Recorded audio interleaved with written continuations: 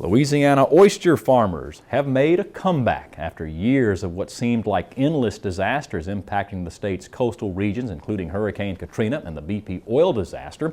Oysters are as popular as ever. This week in Louisiana Agriculture's A.J. Sabine shows us how flavor has made this Louisiana favorite tops both on the grill and on the half shell. They taste as good as they sound. Carolyn Felgu works the charred oyster grill at a meeting of Louisiana Farm Bureau leaders.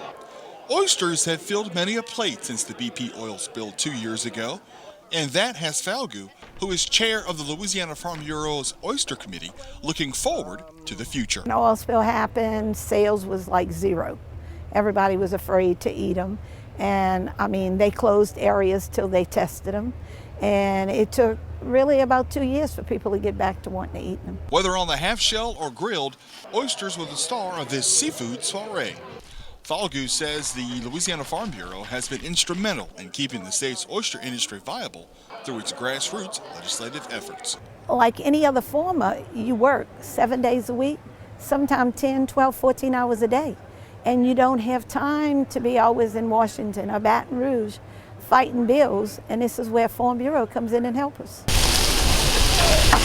It may be another year before oyster beds affected by the oil spill will be ready for production, but based on how quickly oysters disappeared here, you can bet it's the flavor that has brought Louisiana oysters back in vogue. For This Week in Louisiana Agriculture, I'm A.J. Sabine. Seeded oysters take about 3 years to mature to reach a harvestable size. According to the LSU Ag Center's 2011 Ag Summary, oyster sales topped $38.8 million. That's up 9% from the previous year.